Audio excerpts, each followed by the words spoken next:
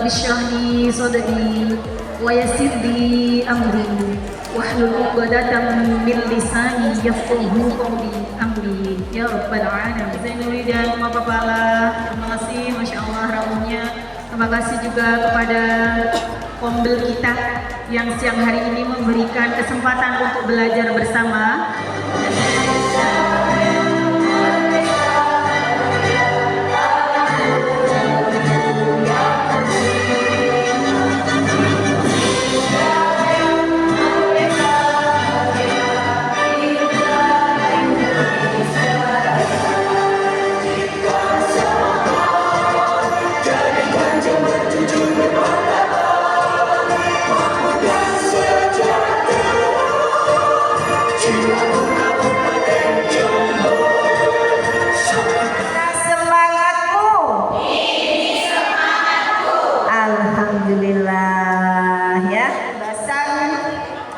BIMTEK Kurikulum Nasional dan Selinjar, di mana teman kita dari Sekolah Penggerak yaitu Ibu Ida dan Ibu Retno itu telah dikirim ke Surabaya terkait dengan kegiatan tersebut. Dan insya Allah juga ada hal-hal baru, juga Bapak kita, Bapak Kasih Kurikulum yaitu Bapak Jen, itu akan menyampaikan beberapa materi yang memang kita perlukan. Pengimbasan daripada BIMTEK Kurikulum Nasional ya, insya Allah akan disampaikan nanti oleh Bapak Kasih sama Bu Ida dari BIMTEK. Jadi untuk itu kepada semua lembaga betul-betul nanti memperhatikan dan menyimak dan insya Allah diimplementasikan nanti setelah bulan di lembaga masing-masing. Menyaksikan ya atau mengikuti kegiatan hari ini karena ini adalah kegiatan sangat penting buat kita. Ini adalah wadah kita. Sekarang sudah waktunya, tidak boleh lagi santai-santai ya. Sudah waktunya kita harus bersama-sama bergerak ya, bukan cuma sekolah penggerak saja yang bisa bergerak, tapi semuanya sudah harus bergerak ya, terutama dengan adanya kombel di kecamatan ini kita manfaatkan dan juga kombel-kombel di tiap-tiap gugus. Begitu juga bagi Bapak Ibu yang misalkan membelajarkan materi tertentu di sekolahnya selama ini nggak pernah berhasil, sampaikan juga ke pengurus. Bu, saya mengajarkan materi tentang pengenalan diri ke anak TKA misalkan nggak pernah berhasil. Ya. Ini gimana caranya? Ya, nanti pengurus akan nyampaikan itu ke teman-teman yang lain, ya, ke anggotanya. Mungkin ada salah satu atau salah dua anggota yang sudah menerapkan pembelajaran itu dan berhasil. Silahkan didiseminasikan di sini. Ya. Jadi akhirnya nanti Bapak Ibu harapannya semua guru mempunyai kemampuan dalam pembelajaran yang relatif sama, sehingga PAUD berkualitas yang dicita-citakan akan segera terwujud. Harapannya seperti itu Bapak Ibu. Jadi yang dibicarakan tentang peningkatan pembelajaran, bukan yang lain. Tidak seperti PKG yang dulu di tempat lain, mudah-mudahan di sini tidak. PKG yang dikerjakan adalah BUP sama insentif. Ya, bukan itu. Itu tugasnya kepala sekolah sama operator yang ngurusi BUP sama insentif. Tapi di PKG seharusnya ya di kombel ini yang dibicarakan, yang didiskusikan tentang peningkatan kompetensi guru. Jadi seperti itu. Sehingga berdampak pada hasil belajar murid yang ujung-ujungnya Bapak Ibu, kalau kita bisa meningkatkan kompetensi kita dalam pembelajaran, maka pembelajaran yang kita lakukan di dalam kelas menyenangkan siswa. Kuncinya ke sana. Yang dalam bahasa Madura disebutkan student well-being. Ya. Membahagiakan siswa. Jadi tujuannya itu. Jadi kalau Bapak Ibu mengajar siswanya seneng, bahkan saat istirahat dia nggak mau istirahat, berarti sukses pembelajaran. Kan gitu. Tapi kalau belum waktunya istirahat, anak-anak sudah keluar semua, ya amburadul semua, oh, berarti pembelajarannya nggak sukses. Ya, jadi seperti itu nanti ya Bapak Ibu. Jadi harapan kita, pembel kita nanti membentuk guru-guru yang pintar untuk melakukan pembelajaran di kelasnya masing-masing. Tidak usah di kelasnya tonggonya. Ya. 3 jenis komunitas belajar. Komunitas belajar yang pertama adalah komunitas belajar intra sekolah. Intra sekolah. Intra itu apa artinya Bapak Ibu? Di dalam. Ya, berarti intra sekolah artinya komunitas belajar yang ada di sekolah. Sudah punya komunitas belajar di sekolah Bapak Ibu? Ya. Sudah di SK-kan? Loh, belum. Ya. Di SK-kan ya. Yang membuat SK kepala sekolah. Ya. Jadi komunitas belajar intra sekolah itu yang membuat SK kepala sekolah. Ketua atau penanggung jawabnya, kalau gurunya cuma sedikit ya langsung kepala sekolahnya sendiri. Kalau gurunya banyak boleh guru yang lain. Ya nggak apa-apa. Kepala sekolah ya anggota. Anggotanya siapa? Anggotanya seluruh guru yang ada di sekolah tersebut. Ya, jadi seluruh guru yang ada di sekolah tersebut itu yang menjadi anggota komunitas belajar intra sekolah. Kapan dilaksanakan komunitas belajar intra sekolah? Kapan? Tiap hari setelah pulang sekolah. Iya, idealnya dilaksanakan setiap hari setelah anak-anak pulang. Jadi setiap hari.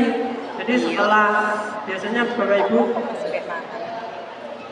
anak-anak pulang kan bersih-bersih dulu aja. Mainannya ditata. Nah, kemudian kelasnya disapu. Setelah selesai biasanya langsung pulang. Enggak kan ngobrol dulu kan ya? Nah, di situ Bapak Ibu. Ya, sambil ngobrol, sambil kerjaan ya. Kemudian kepala sekolah tanya, disitulah terjadi komunitas belajar intra sekolah. Ada 2 pertanyaan yang harus ditanyakan oleh kepala sekolah kepada tiap-tiap guru kelas. Pertanyaan pertama, Bu atau Pak, tadi pada saat pembelajaran anak-anak seneng apa senep? Senang. Iya, kan seperti itu. Kalau jawabannya seneng, oh berarti pembelajarannya berhasil. Tapi kalau jawabannya, anak-anak tadi nggak bisa diatur ya, guru ini seneng misalnya, nah berarti pembelajarannya tidak berhasil. Kalau pembelajarannya tidak berhasil, maka kepala sekolah ada pertanyaan lanjutan. Kira-kira materi tadi besok diulang lagi enggak? Kalau jawabannya iya, berarti harus menggunakan metode atau strategi yang berbeda. Agar nanti pembelajarannya lebih baik. Karena panjenengan akan mempersiapkan lebih baik lagi. Harapannya kan gitu.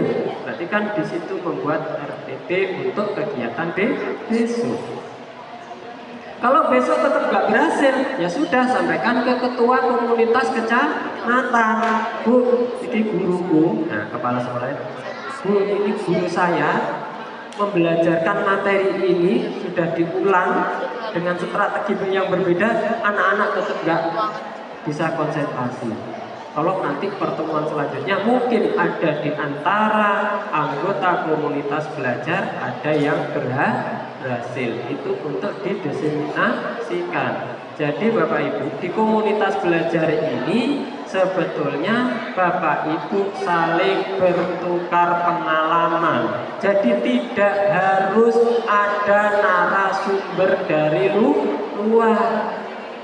Cukup dari panjenengan sendiri, dari anggota sendiri, dari pengurus juga bisa. Syukur-syukur di sini di Kaliwates ada sekolah penggerak, ada guru penggerak. Jadi kalau sudah nggak mendapatkan materi lagi, ya sudah nunggu beliau sudah banyak ilmunya, ya. Karena sudah dilatih selama 2 tahun. Jadi ilmunya banyak.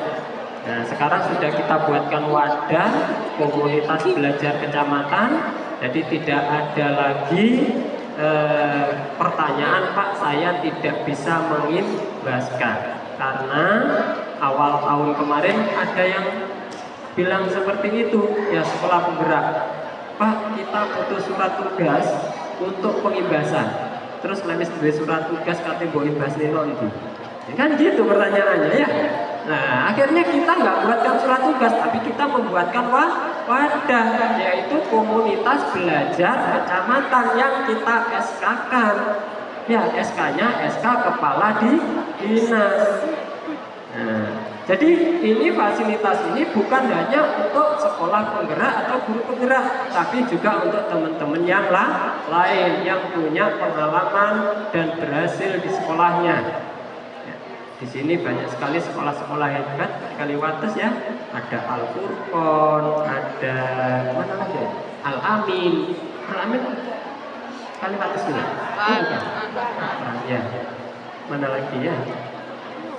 Sekolah banyaklah sekolah di Kaliwates ini yang hebat-hebat. Ya, itu tolong nggak usah medit-medit, ilmu ini tularkan di komunitas belajar ini. Insya Allah akan menjadi amal jariah bagi kita semua. Kan itu harapannya.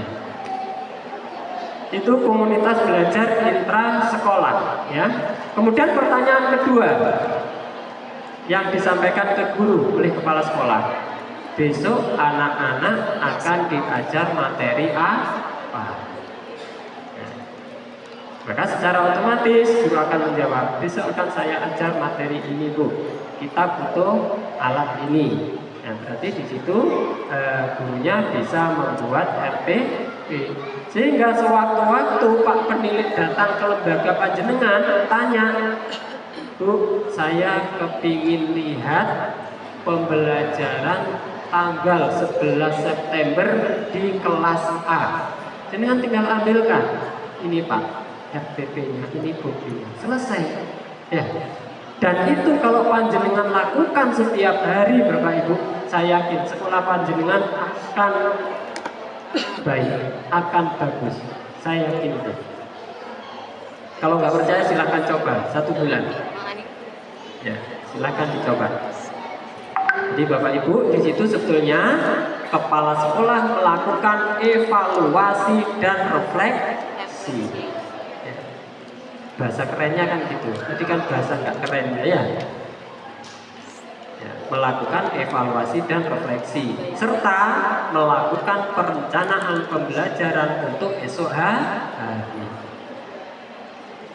Komunitas belajar yang kedua adalah komunitas belajar antar sekolah. Antar sekolah berarti lebih dari 2 sekolah, kan gitu ya, namanya antar sekolah. Boleh 2, boleh 3, boleh 4 dan seterusnya. Dan di sini Bapak Ibu kita fasilitasi komunitas belajar antar sekolah yang berupa komunitas belajar PAUD kecamatan masing-masing yang sudah kita SK-kan. Yang pengurusnya juga sudah terbentuk. Anggotanya siapa? Karena di sana mengatakan komunitas belajar PAUD kecamatan, maka anggotanya seluruh kepala sekolah dan guru PAUD yang ada di kecamatan tersebut. Tidak usah ikut komunitas di kecamatan lain, karena sudah ada di kecamatan masing-masing. Itu anggotanya. Jadi seluruhnya, mulai dari TPA, SPS, KB, TKA, dan TKB. Semua ikut di dalam komunitas belajar PAUD kecamatan. Kapan dilaksanakan? Ya sesuai jadwal kesepakatan. Monggo disepakati bareng-bareng. Yang dibicarakan apa? Lagi-lagi tentang peningkatan kompetensi guru, meningkatkan proses pembelajaran, jangan yang lain. Ya. Jadi itu yang akan didiskusikan, yang akan didiseminasikan di dalam komunitas belajar antar sekolah. Yang ketiga, komunitas belajar daring atau online yang ada di PMM. Sudah kenal PMM? Yang jawab masih sedikit. Sudah kenal PMM? Di mana kenalnya? Di hatinya masing-masing. Bapak Ibu, siapapun boleh membuat komunitas belajar daring atau komunitas belajar yang ada di PMM. Hanya dengan satu syarat, sudah menyelesaikan pelatihan mandiri tentang Merdeka Belajar sampai mendapatkan sertifikat. Syaratnya cuma itu. Kalau Bapak Ibu sudah mendapatkan sertifikat pelatihan mandiri di PMM tentang Merdeka Mengajar, Bapak Ibu sudah berhak untuk membuat komunitas belajar yang ada di PMM. Tapi Bapak Ibu, kalau hanya membuat saja, saran saya jangan. Ya, biar nggak malu-maluin, kan gitu. Nanti buat komunitas belajar di PMM, kemudian anggotanya dari Papua, dari Jakarta, dari Bandung, dari Jawa Barat, ya ternyata nggak pernah ada kegiatan. Padahal di situ komunitas belajar kecamatan Kaliwates Jember, keren Jembernya ya. Tapi ternyata tidak pernah ada kegiatan. Kalau memang belum siap untuk komunitas belajar daring, saran saya jangan membuat. Silahkan optimalkan komunitas belajar sekolah dan komunitas belajar antar sekolah. Itu. Kalau itu kita bisa melaksanakan dengan baik, menerapkan dengan baik, insya Allah lembaga kita akan segera berkualitas. Itu Bapak Ibu tentang komunitas belajar. Mungkin ada hal yang mau ditanyakan tentang komunitas belajar? Sudah? Tidak ada? Jelas ya? Ada berapa jenis komunitas belajar? Pertama? Intrasekolah. Iya, komunitas belajar intrasekolah. Yang kedua? Antar sekolah. Dan yang ketiga? Daring. Nanti dibaca paduannya biar lebih paham. Progres Sulinjar detik ini sampai mana Kaliwates berada. Total sekolah PAUD yang ada di Jember 1788. Kepala sekolahnya 1783. Berarti ada 5 sekolah yang tidak punya kepala sekolah. Iya, kenyataannya seperti itu, memang ada ya. Gurunya ada 4.400. Ini yang terdata untuk ikut Sulinjar. Nah itu gurunya 79,22%, kepala sekolahnya 67%, kemudian sekolah yang sudah terdeteksi mengerjakan 75%. 75%. Jumlah lembaga PAUD berapa Bapak? 100. 100. Berarti ada 25 sekolah. Ada lagi? untuk mengetahui kualitas sekolah kita. Ada lagi jawaban lain? Ya. Jadi Bapak Ibu, manfaat mengikuti Sulinjar ya tadi sudah disebutkan beberapanya dan semuanya betul. Salah satunya untuk mengetahui kualitas sekolah, untuk mengetahui untuk mendapatkan rapot pendidikan atau rapot lembaga, dan rapot itu untuk membuat PBD. Bapak Ibu, manfaat kita untuk mengikuti Sulinjar ya diantaranya memang itu tadi. Nah sekarang rapotnya ya, rapotnya itu untuk apa? Selain untuk PBD Bapak Ibu, rapot pendidikan itu digunakan untuk evaluasi sistem pendidikan. Evaluasi sistem pendidikan itu Bapak Ibu ada dua jenis. Evaluasi intern dan evaluasi ekstern. Evaluasi intern yaitu Bapak Ibu bisa digunakan untuk membuat RKT dan RKAS atau yang dikenal dengan nama PBD, perencanaan berbasis data.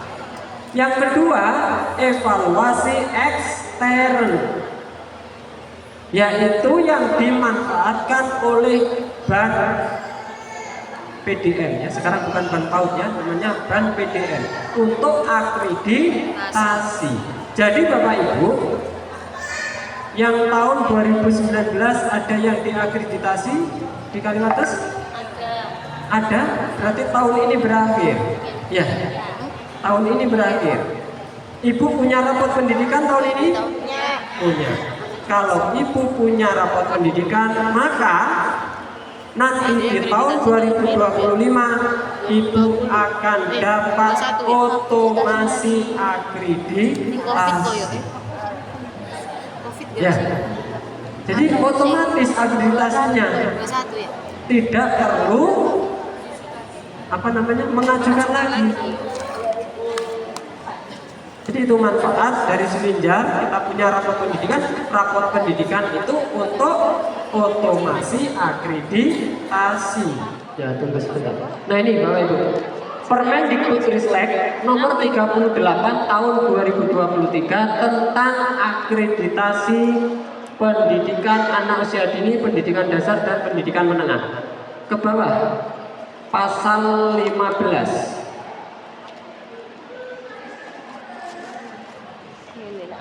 Pasal 15.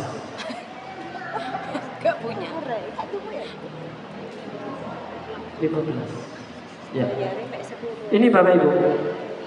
Jadi dasar tentang otomasi akreditasi Permendikbud nomor 38 tahun 2023. Pasal 15. Akreditasi ulang ayat 1 ya. Dilakukan melalui mekanisme automasi. Jadi Bapak Ibu, setelah ada permen ini, maka akreditasi ulang bagi yang sudah pernah akreditasi, maka dilakukan automasi atau otomatis. Ayat 2 selanjutnya. Mekanisme automasi sebagaimana dimaksud pada ayat 1 dilakukan dengan cara memantau dan menganalisis data dan informasi dari pertama, profil dan rapor satuan pendidikan ya, adalah pengembangan anak usia dini holistik integrasi. Maka di dalam PAUD HI itu melibatkan banyak instansi lain. Karena di sana yang dilihat, yang diawasi adalah pengembangan anak, pertumbuhan anak. Makanya di sekolah Bapak Ibu kadang-kadang kan Bu Bidan datang ya. Itu sebetulnya dalam rangka ini PAUD HI. Nah, itu juga di instrumen dapodik kan juga ada kan ya? Ada nggak? Ada. Makanya di dapodiknya tolong itu juga dilengkapi instrumen PAUD HI. Berapa yang sudah panjenengan lakukan? Ada berapa indikator di PAUD HI Bapak Ibu? 8. Ya. Berapa yang sudah Bapak Ibu lakukan di sekolah? Masukkan aja di sana. Misalkan baru bisa melaksanakan 2 atau 3. Ya, dapodiknya tolong dilengkapi. Agar apa Bapak Ibu? Kita yang ada di dinas bisa melihat, oh di Jember itu sekolah mana yang sudah melaksanakan PAUD HI. Tolong mulai besok update dapodiknya ya. PAUD HI-nya juga dilengkapi. Berapa yang sudah dilaksanakan? Tidak harus ke-8-nya dilaksanakan, tapi sekolah Bapak Ibu berapa yang sudah dilaksanakan? Dilaksanakan 3 ya sudah ditulis 3 bisa diisi. Kemudian yang keempat, kepemimpinan dan pengelolaan sumber daya untuk perbaikan layanan berkelanjutan. Berarti ini tugasnya siapa? Kepala. Kesimpulannya Bapak Ibu dari kedua kasus tadi, Sekolah Merdeka Belajar dan Sekolah Merdeka sama-sama memiliki kepemimpinan untuk perbaikan layanan berkelanjutan. Jadi kepala sekolahnya podo-podo pintere, walaupun satu di kota, satu di desa, mempunyai visi dan misi yang sangat baik. Karena mereka menggunakan data yang ada. Sekolah Merdeka Belajar dan Sekolah Merdeka Bermain sama-sama memahami fungsi KSP untuk membantu, untuk memandu pembelajaran sehingga dapat memastikan pembelajaran betul-betul sesuai dengan kebutuhan murid, yaitu pembelajaran yang berpusat pada siswa. Saya akan menjelaskan rapor pendidikan. Sekarang silakan buka rapor pendidikannya masing-masing, termasuk yang di depan. Silakan buka. Kunci. Yang pertama, dari seluruh capaian tahun ini, pembelajaran yang membangun kemampuan fondasi di TK Arni menjadi indikator dengan capaian terbaik. Ini kata kunci pertama, capaian terbaik. Apa yang menjadi capaian terbaik? Indikator apa? Pembelajaran yang membangun kemampuan fondasi. Itu kata kunci pertama, capaian indikator terbaik. Ke atas dulu. Yang biru dulu aja. Nah, di sini. Jadi itu. Yang kedua, kata kunci kedua. Meski demikian, kemitraan dengan orang tua wali adalah indikator dengan capaian terendah. Jadi indikator capaian terendah itu kata kunci yang kedua. Kata kunci pertama indikator capaian terbaik, kata kunci kedua indikator capaian terendah. Yang ketiga,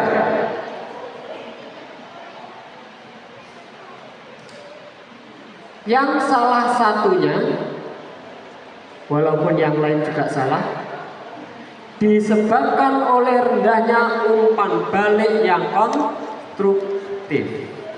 Nah, ini Bu, masalahnya, penyakitnya sekolahan Arni ini jarang memberi umpan balik yang konstruktif. Kepada siapa?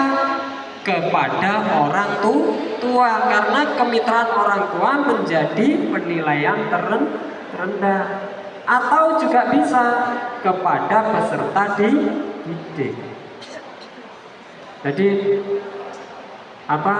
siswanya nggak pernah dikasih reward. Ya.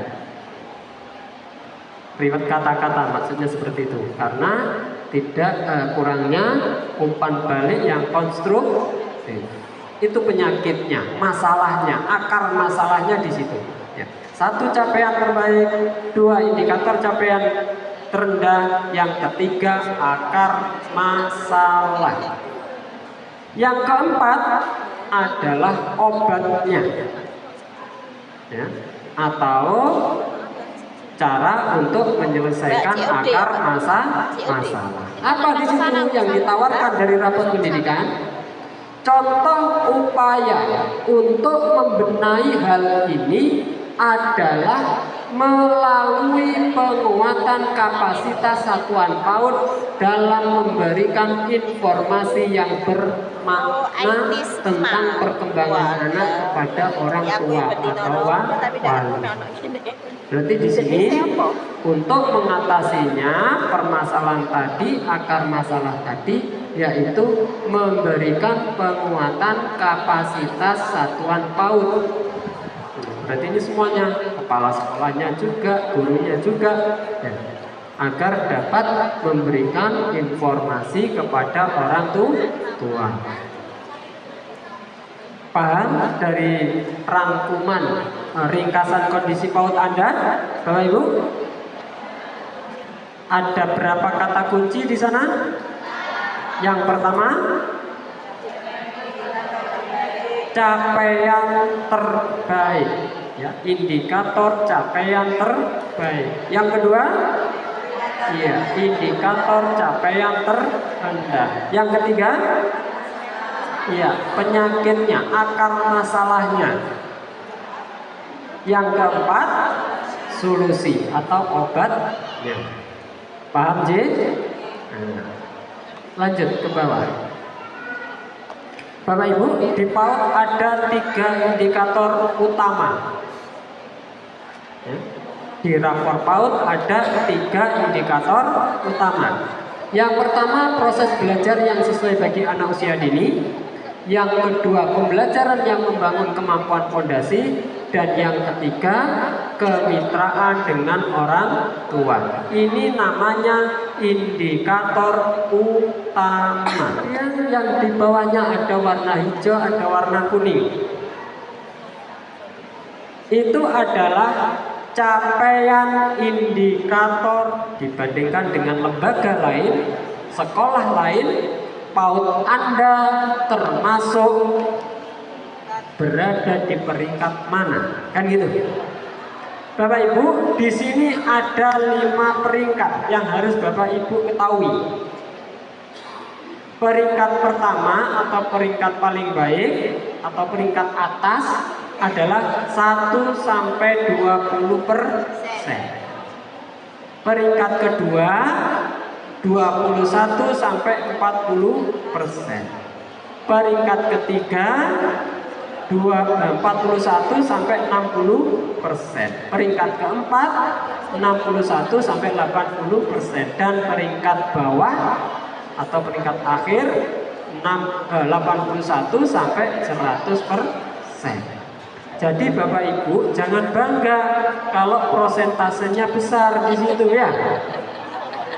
Karena peringkatnya semakin rendah.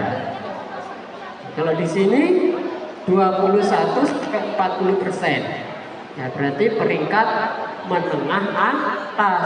Tapi kalau peringkatnya yang di sebelah kanannya 1 sampai 20%, maka berada di peringkat atas. Di kanannya juga 1 sampai 20%, berarti juga peringkat atas.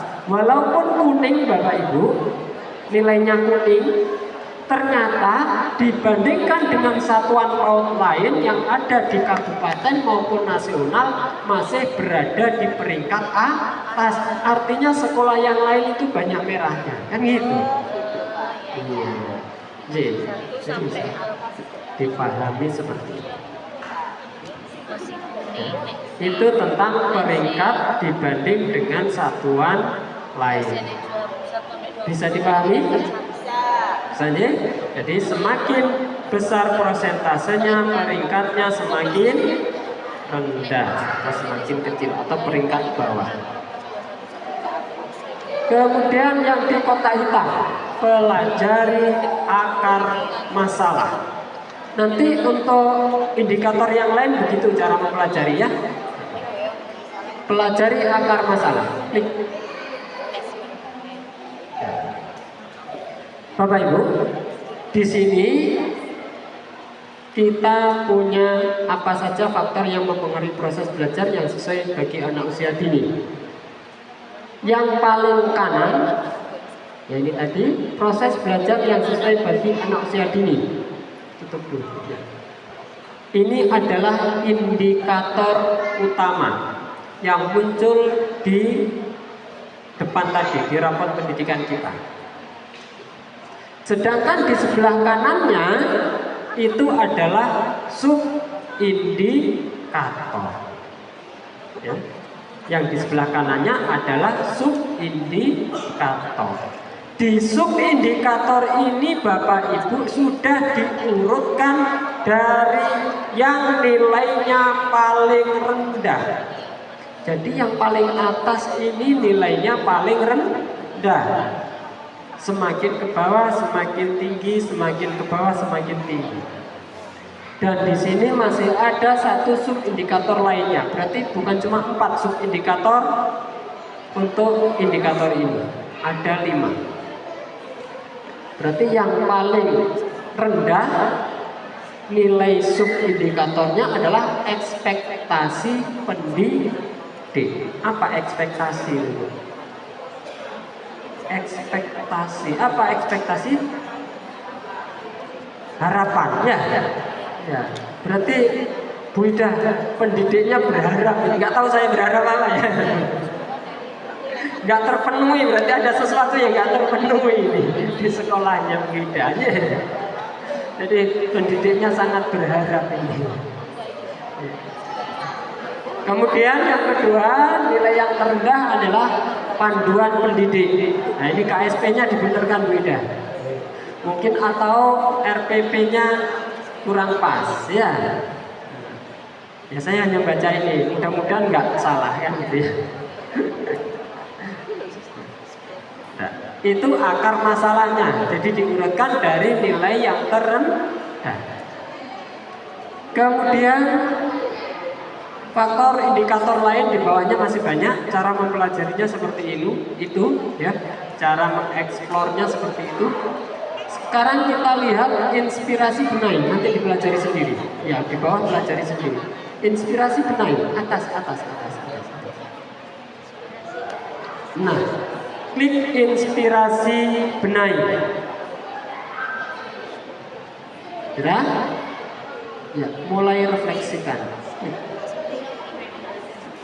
Ini Bapak Ibu, inspirasi benai. Ya, tadi akar masalahnya kita sudah tahu, penyakitnya kita sudah tahu. Sekarang kita dikasih obatnya.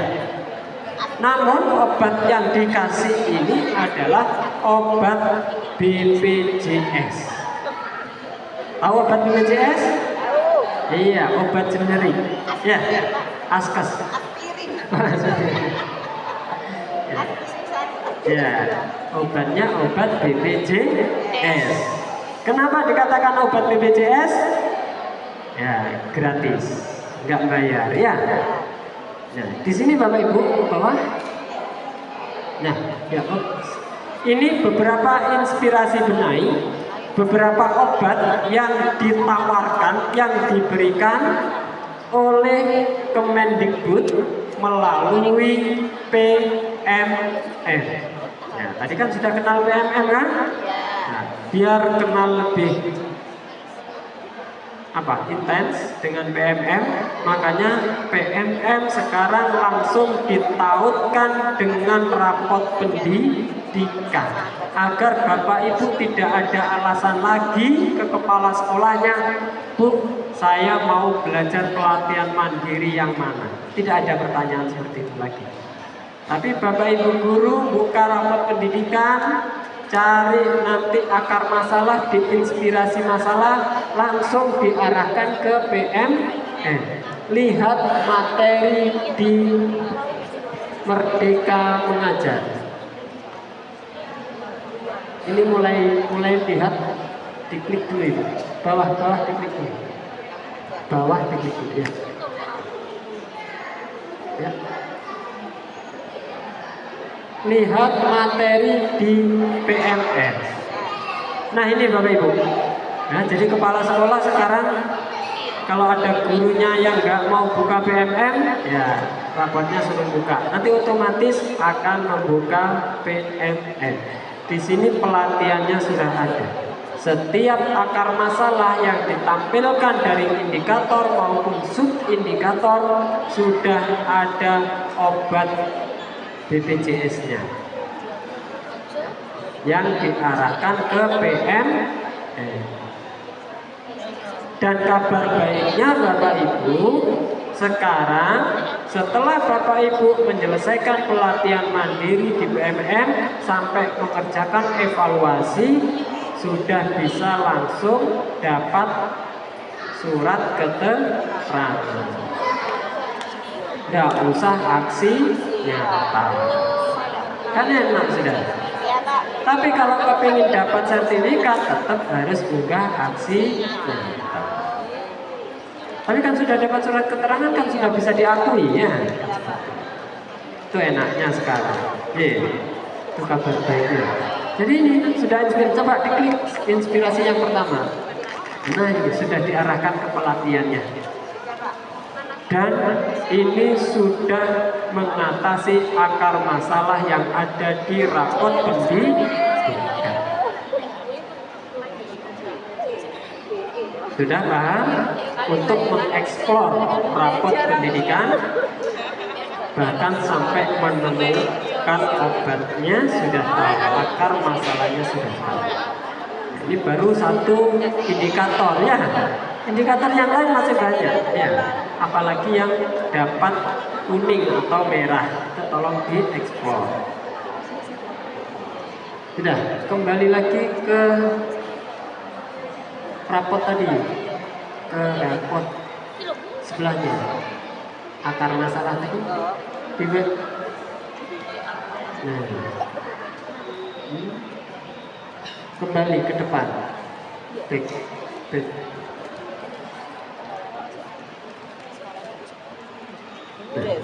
Terus ke bawah. Berarti sudah selesai sampai bawah. Ada pertanyaan untuk mengeksplor rapot pendidikan, untuk mempelajari rapot pendidikan, sehingga Bapak Ibu tahu akar masalahnya dan tahu bagaimana mengatasi akar masalah. Berarti ini kita harus perbaiki di sini. Dengan obat BPJS. Iya, gitu. Aduh, kok Kalau Bapak Ibu nggak puas dengan obat BPJS menyelesaikan ini, maka dilanjutkan ke kegiatan PBD. Untuk penjelasan PBD-nya nanti biar dijelaskan oleh yang ahlinya ya. Kalau saya nggak ahli, karena yang punya rapotnya adalah Bu Ida atau Bu Mawada, silahkan nanti dijelaskan sejelas-jelasnya kepada teman-teman bagaimana cara membuat RKT dan RKAS dengan menggunakan unduhan rapot pendidikan. Sudah diunduh semua?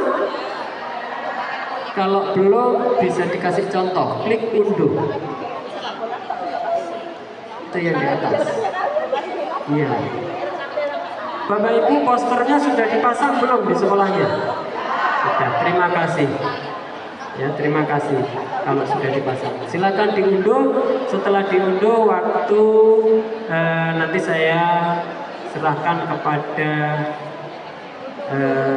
pemateri yang lain. Mungkin sebelum saya akhiri ada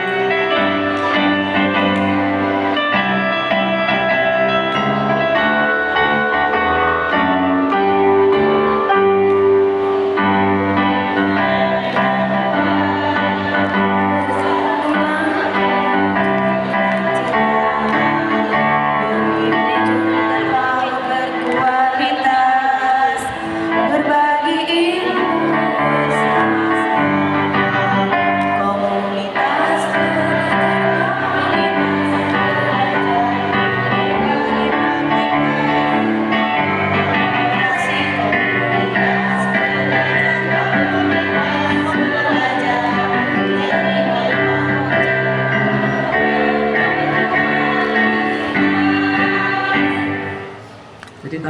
rapot tadi kita buka ya. Ada indikator utama, ada subindikator. Nah, yang subindikator menjadi akar masalah level 2. Kemudian kegiatan benahi, yaitu contoh kegiatan yang dapat diterapkan di subjek Anda. Ini contoh boleh dicontoh, boleh tidak. Bisa digunakan, bisa tidak. Timbanganmu medinggo wae. Ya seperti itu. Kemudian kolom selanjutnya adalah inspirasi kegiatan benahi. Ini adalah contoh kegiatan yang lebih spesifik atau contoh kegiatan yang lebih khusus, yang lebih mengena. Kemudian tautan referensi benahi ini adalah obat BPJS-nya yang tadi di rapot pendidikan langsung dari dashboard. Makanya RKT-RKS ini harus benar. Yang saya ingatkan, sebelum membuat PBD ini, RKT panjenengan masukkan dulu belanja rutin dan belanja modal. Di BOS itu kan seperti itu ya, ada belanja rutin, ada belanja modal, ada belanja peningkatan kompetensi. Nah, belanja rutin dan belanja modal. Belanja rutin contohnya bayar listrik bulanan, kan gitu, bayar wifi, bayar air dan teman-temannya, bayar honor mungkin itu ya kalau ada. Belanja modal misalkan mau beli apa di tahun 2025 Bapak Ibu, ya siapkan dulu itu. Kalau itu sudah selesai, baru Bapak Ibu membuat RKT berdasarkan rapot pendidikan, ditambahkan kegiatannya. Nah, ini yang saya ajarkan, membuat RKT berdasarkan rapot pendidikan. Nah, sekarang kita buka lembar RKT-nya. Sudah dibuka semua? Kolom pertama nomor, tidak perlu saya jelaskan. Kolom kedua identifikasi. Silakan ambil dari lembar prioritas yang nomor 1. Klik rekom prioritas identifikasi.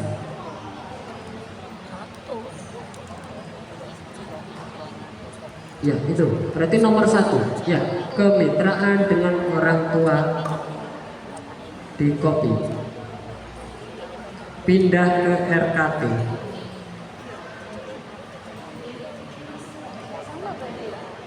Sudah selesai? Sudah. Kolom selanjutnya akar masalah. Silakan buka di lembar prioritas. Ambil yang level 2 atau subindikator.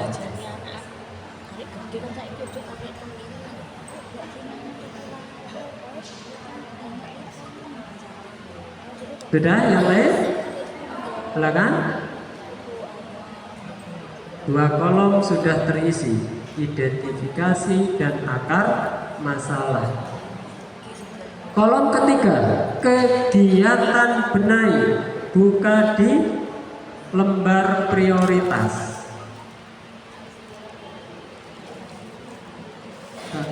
Ya, kegiatan benahi. Nah itu, di copy paste.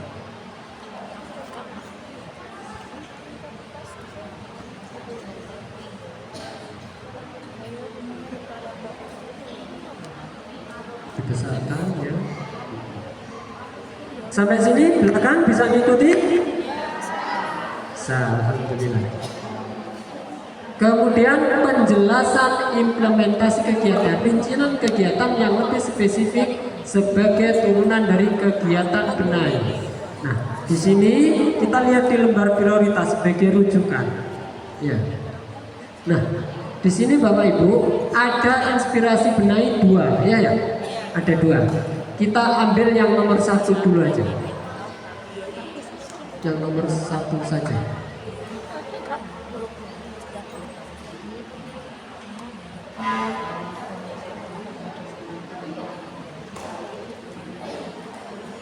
Nah, kita baca, coba.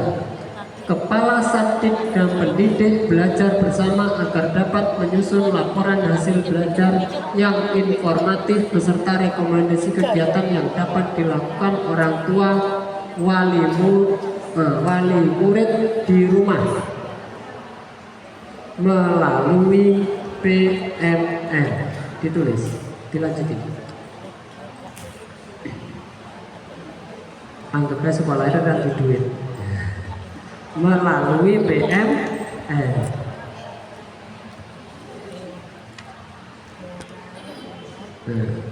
Kalau melalui PMN, sekolah kan sudah melanggarkan apa tadi, belanja rutin WiFi, kan nggak perlu biaya ya.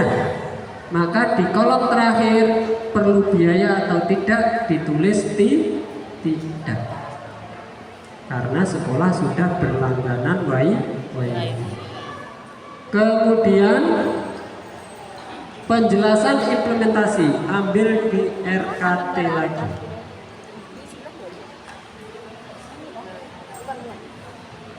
Yang nomor 2 yang tadi belum saya jelaskan. Bapak Ibu, yang dilanjutkan ke RKAS adalah kegiatan yang membutuhkan biaya. Jadi kalau tidak membutuhkan biaya, tidak usah ditaruh di RKAS. Namanya juga rencana kegiatan anggaran. Jadi kalau tidak ada anggarannya, nggak usah. Ya, berarti diambil yang nomor 2.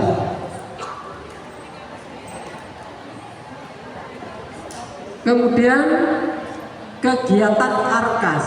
Coba klik di rekom prioritas. Paling kanan. Yang nomor 2,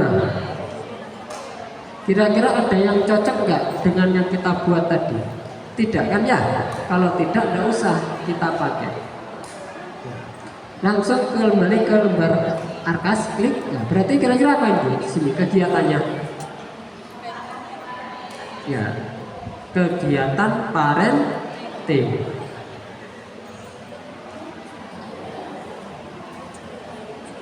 Dengan wali murid.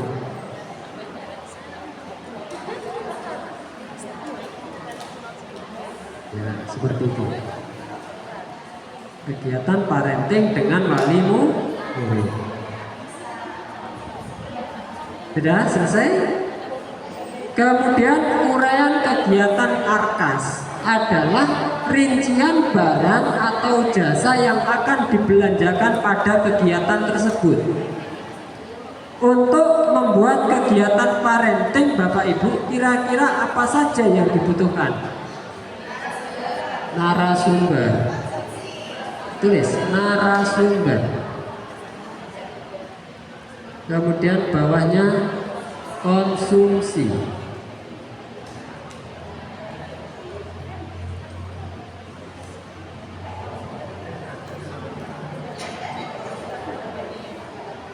Di bawahnya, jangan diteruskan, di bawahnya, kolom bawahnya ya, konsumsi. Apalagi transport.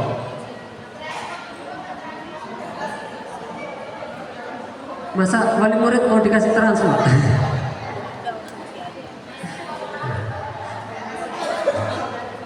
Terus apa lagi? Banner. Ada lagi?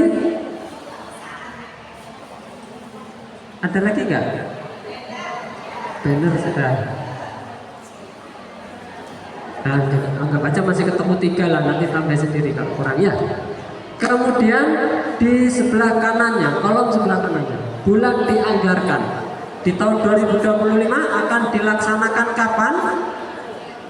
Di awal tahun atau awal semester atau awal tahun pelajaran kira-kira? Monggo, kalau awal tahun pelajaran berarti bulan Juli ya. Kalau Juli 2025, tulis Juli 2025.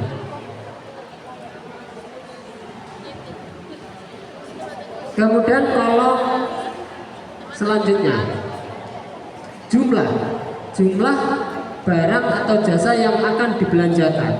Narasumber 1.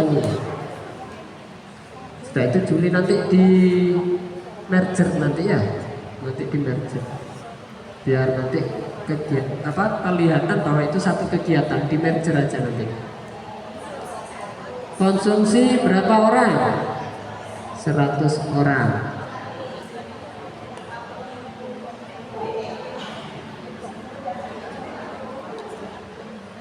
Teratus gitu aja, nggak usah dikasih orangnya. Kemudian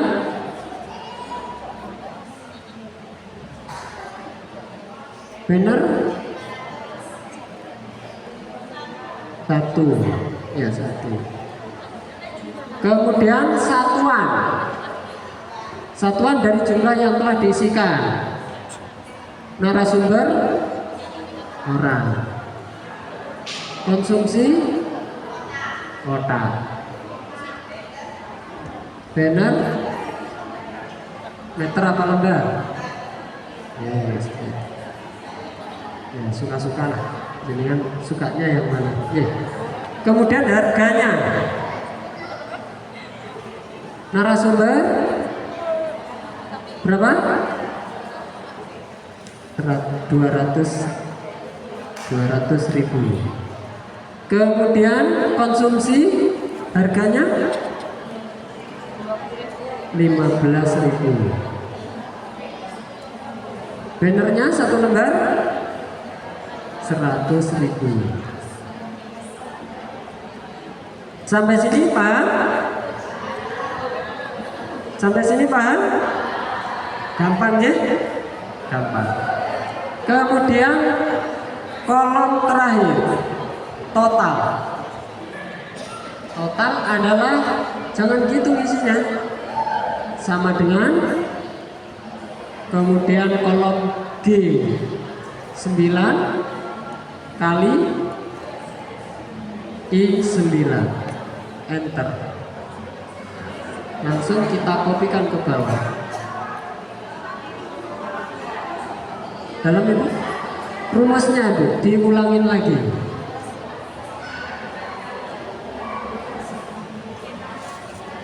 Taruh di kolom itu ya Bu, kemudian diketik sama dengan, kemudian ditaruh atau diklik di jumlah, berarti G9, kemudian dikali atau tanda bintang I9,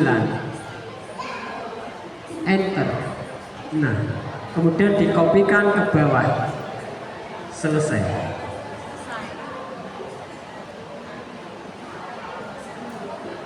Satu kegiatan arka selesai. Ya, kemudian ini dia nih Bu, karena ini satu kegiatan, yang depan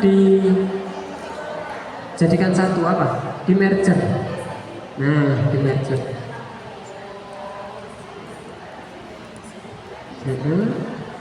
Terus itu pakai atas itu bisa. Merger cell, atas. Nah itu. Nah, sebelah kirinya juga.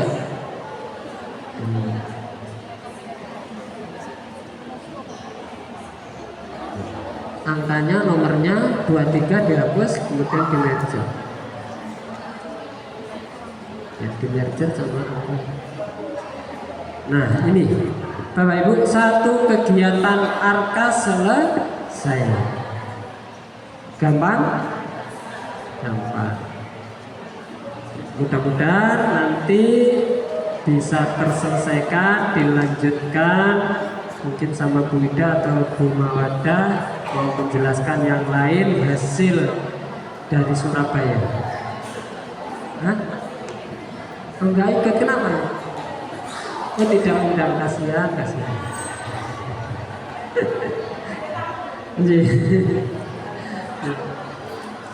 Mungkin ini Bapak Ibu cara membuat RKT dan RKAS berdasarkan rapot pendidikan yang dikenal dengan nama PBD. Jadi PBD sajenis kayak gini ya. bukan sesuatu yang baru. Panjenengan sudah biasa mengerjakan selama ini. Namun selama ini copy paste tahun sebelumnya. Ya. Berdasarkan angan-angan dan awan-awan.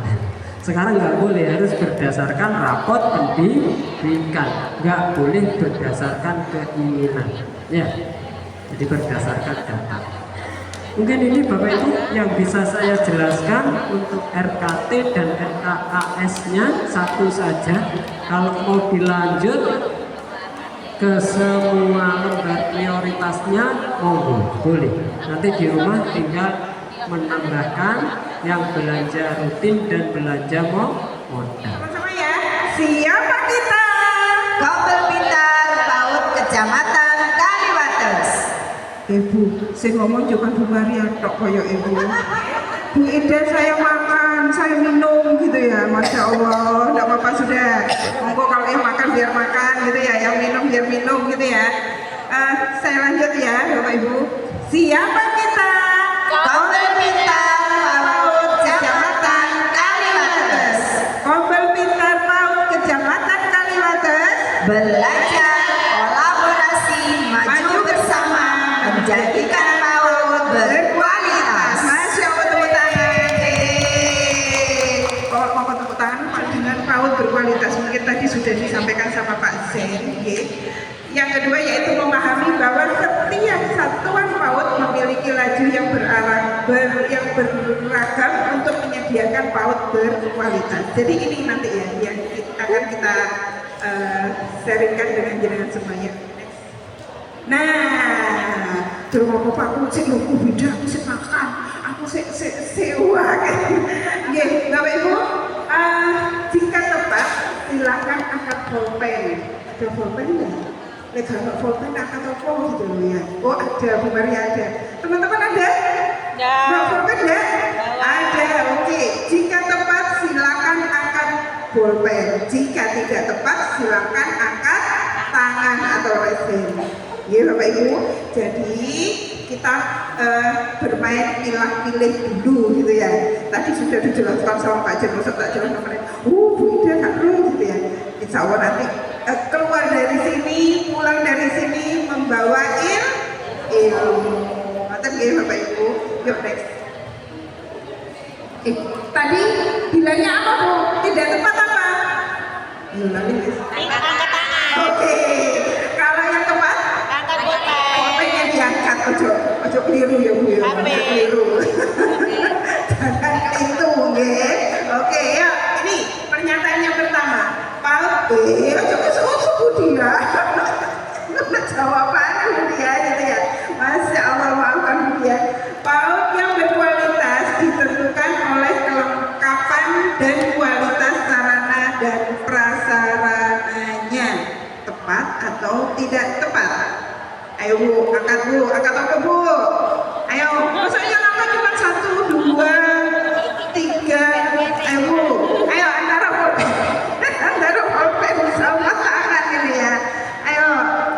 Ayo yang lainnya mana? Ayo Bu, monggo. Waduh kayak aku dodolan dulu ya. Masya Allah. Monggo ayo. PAUD yang berkualitas ditentukan oleh kelengkapan dan kualitas sarana dan prasarananya. Ayo Bu, ya apa? Aku angkat kita. Ya apa Bu? Ayo angkat tangan atau angkat pulpen. Ojo ragu Bu. Jangan ragu dulu. Ayo 1, 2, 3 angkat.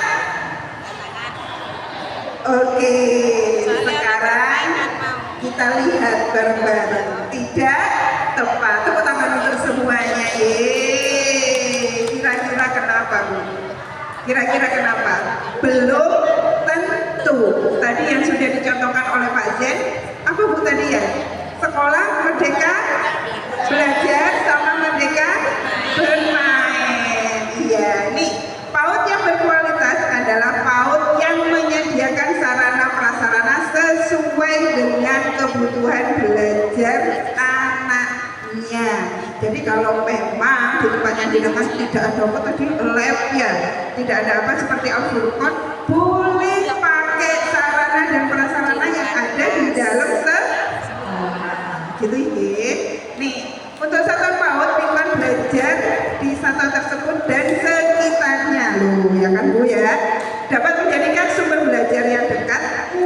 dan kaya untuk membantu anak mengeksplor rasa ingin tahunya dan mendukung terjadinya pembelajaran yang berkualitas. Gitu ya. Jadi tidak tepat kalau hanya melihat samplasnya saja untuk menjadikan PAUD berkualitas. Gitu ya. Nah, yuk next kedua. Nah, ini Bu, pertanyaan yang kedua, pernyataan.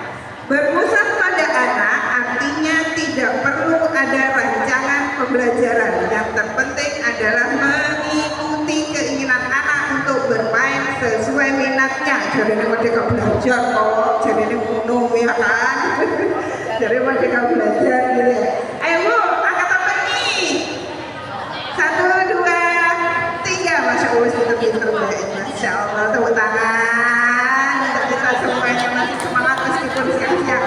Next yuk. Nah, tidak tepat ya. Berpusat pada anak memang artinya menghargai anak dengan segala keunikannya gitu ya, dan memfasilitasi kegiatan di PAUD sesuai dengan kebutuhannya. Ojo kali ya Bu, karena semua anak itu adalah unik ya Bu. Ojo dipadano seandainya nih ya dalam satu kelas, kira-kira dalam satu kelas kalau hanya satu pembelajaran, kira-kira jenengan salah atau mboten? Dengan 15 anak nih ya, 15 anak dalam satu kelas hanya ada satu pembelajaran, kira-kira jenengan salah atau mboten? Salah ya Bu ya, karena ini tadi sesuai apa tadi?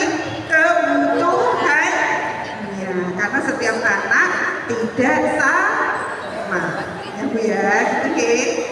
Dikit-dikit kali waktu sih aku rada wedi ngono. Soale pinter-pinter. Ini ada Bu Mawadah. Bu Yuli, Masya Allah. Saya begitu. Nah, ini Bu. Ya, ayo. Bermain adalah belajar. Ayo Bu. Ayo pulpen apa tangan gitu ya. Pulpen apa tangan. Ayo Bu. Ayo sambil lalu ini kita sama-sama belajar ini. Pulpen apa tangan? Mana cek tangan, mana cek pulpen koyo ini. Kita lihat deh, kita lihat bermain adalah belajar. Tepat. Iya Bu. Betul Biro, gitu ya. Bermain yang bermakna merupakan intisari kurikulum dan pembelajaran PAUD. Merdeka belajar, merdeka bermain, gitu ya. Jadi jangan salah persepsi ya Bu ya. Bermain adalah belajar, itu tepat. Terus gimana Bu? Kalau bermain itu belajar, bermainnya harus apa Bu kira-kira? Apa Bu? bermakna. Apa Bu? Ayo. Karena pengalaman PAUD adalah awal perjalanan anak. Nah, semua anak kalau di fase fondasi adalah bermain. Kalau di PAUD sambil belajar, gitu ya. Nah, ini. Nah, yuk. PAUD boleh diajarkan calistung. Oleh Bu? Oh boleh, alhamdulillah. Ayo, pulpen apa tangan katanya Bu dia tadi. Ayo, PAUD boleh diajarkan calistung. Ayo Bu, tepat atau tidak tepat? Ayo, boleh? Oh boleh katanya Bu dia. Ayo, kita buka. Tepat. Dengan cara apa Bu? Bermain. Ojo dikokok nulis ini Bu, ini zaman tahun kuno ya Bu ya, gitu ya. Insya Allah orang Kalimantan ada, gitu ya. Kalimantan ada buatnya Insya Allah gitu ya. Nih, boleh diajarkan calistung. Ini nanti bisa dibaca sendiri Bu. Nih, kemampuan literasi dan numerasi termasuk calistung perlu dibangun secara bertahap mulai dari PAUD dan dilanjutkan ke SD kelas awal, gitu ya. Yuk next. Nah, ini yuk pernyataan yang kelima Bu. PAUD HI adalah jenis satuan PAUD. Tadi sudah dijelaskan sama Pak Zen. Ayo tepat atau tidak?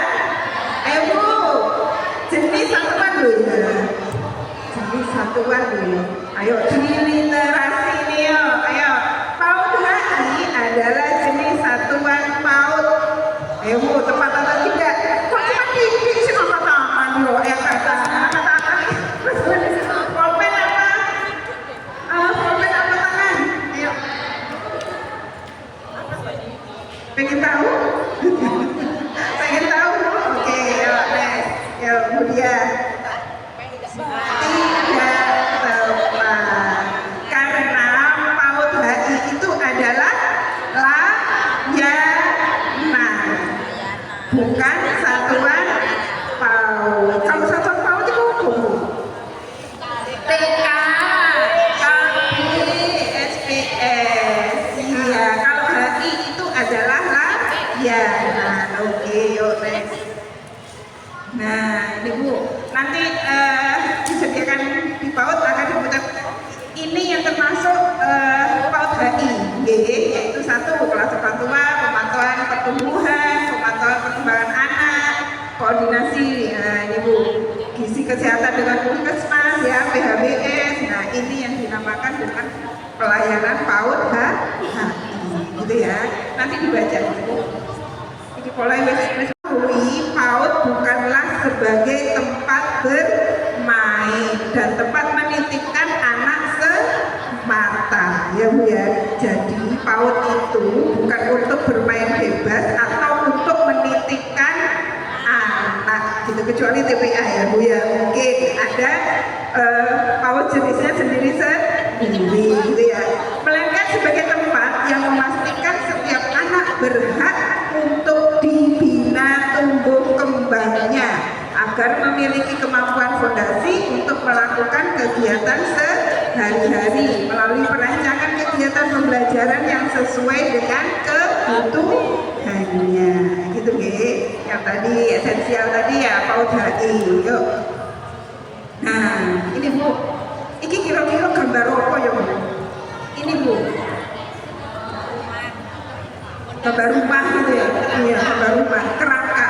Nah, kalau seandainya kita mau membuat rumah, apa dulu yang kita bangun? Fondasi, betul Bu. Ini fondasinya harus kuat. Nah, sekarang kita sebagai guru di fase fondasi, maka gurunya juga harus belajar biar anak-anaknya juga kuat untuk di fase fondasi, gitu deh. Ini fase fondasi, fondasinya harus kuat, gitu ya. Gambar yang kedua, apa kira-kira ini? Akar, akarnya juga harus tumbuh dengan kuat agar nantinya pada saat panen menjadi panen yang baik, gitu ya. Ini apa kira-kira Bu? Sel saraf otak anak.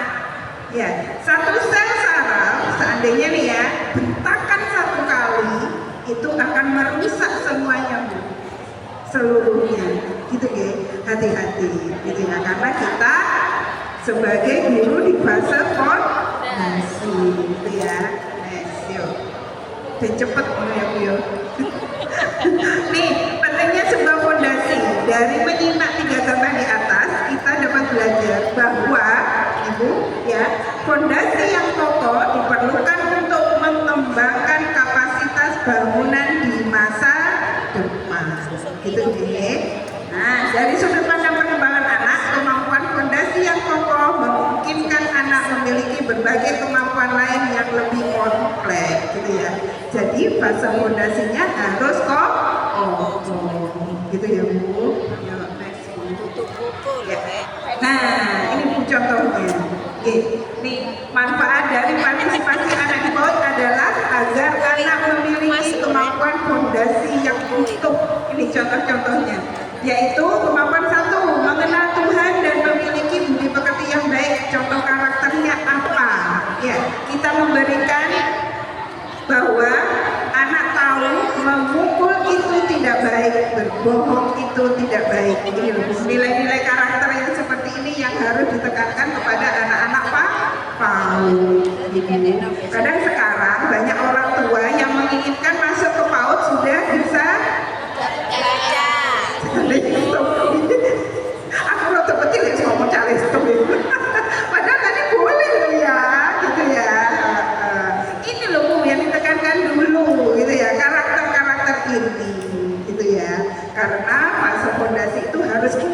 dari PAUD ya, dari usia PAUD.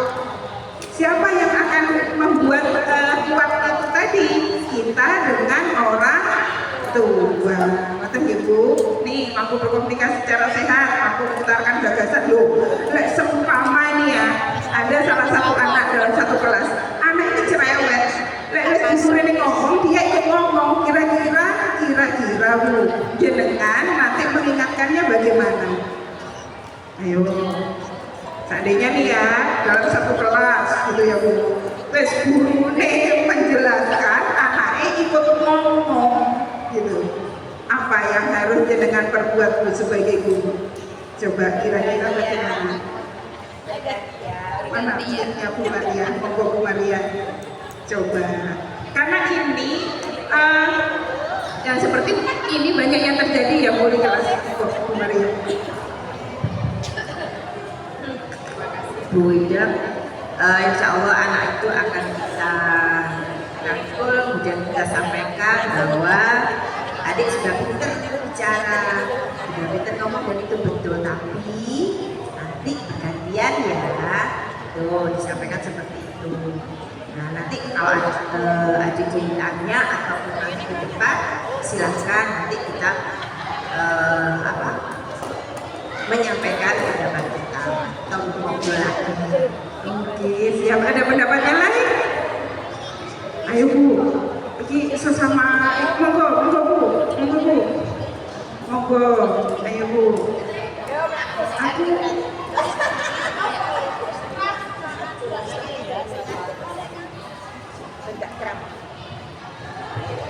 Assalamualaikum, saya akan menjawab. Biasanya anak kecil ada dua hal. Yang pertama dari TK mana Bu? dari SPS Alfa 36. Oh iya, siap. Yang pertama dia sudah biasanya bicara dengan temannya karena sedang membahas pembelajaran yang disampaikan guru. Yang kedua ada anak yang mulai bosan. Biasanya kita mulai dengan speaking agar dia tidak bosan, agar mulai semangat lagi. Ya. Makasih. Oh iya, sama-sama Bu. Terima kasih. Tepuk tangan untuk Bu Maria sama Ibu. Gak apa-apa ya, hadiah ini saya dapat kemarin gratis untuk Surabaya. Maafkan ya Bu. Ini tidak ada harganya, tapi insya Allah bermanfaat. Matur nuwun, masya Allah. Oke, ada lagi nih, ini ya, ini TPSD, transisi PAUD ke SD gitu ya. SD kelas awal. Ini ada SKL-nya dan standar isi yang tadi sudah Pak Z jelaskan, ya. Yuk next. Nah, mari kita mulai mengenal apa saja ciri-ciri PAUD berkualitas yang kita cita-citakan, gitu ya. Yuk. Nah, ini tadi sudah kan ya Bu? Saya loncat ya. Oke, siap. Yuk next.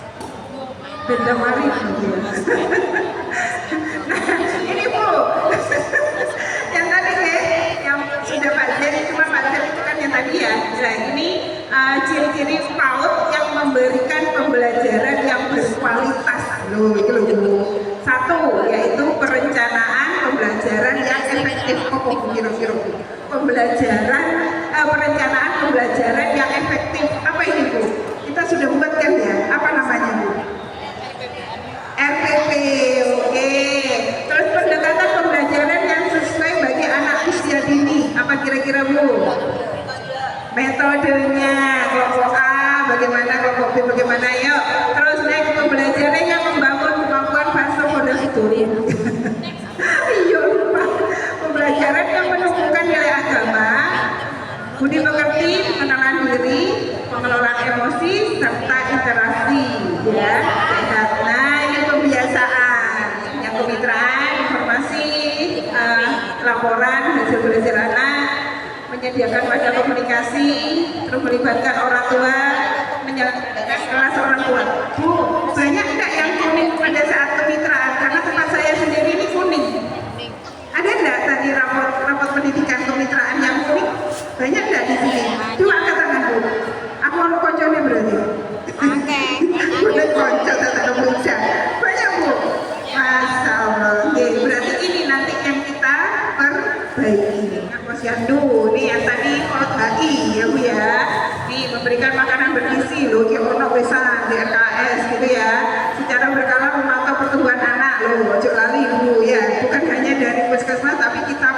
sebagai guru juga apa ini Bu? Melakukan apa ini Bu?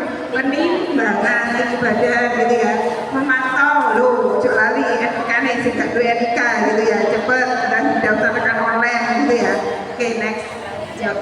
Nah, nih yang terakhir kepemimpinan gitu ya. Satu yaitu merencanakan kegiatan tahunan. Nah, apa kira-kira Bu yang di atas itu? Apa ya Bu? Apa yuk kira-kira? Merencanakan kegiatan tahunan ini di apa tadi? RKT. Bukan, yuk Bu. Apa ini Bu? Merencanakan KSP. Iya, merencanakan kegiatan tahunan, perbaikan pembelajaran dan peningkatan kompetensi pendidik serta tenaga kependidikan. Yang kedua, mengelola anggaran sekolah dengan transparan. Nah, ini RKT tadi ya, Bu dia.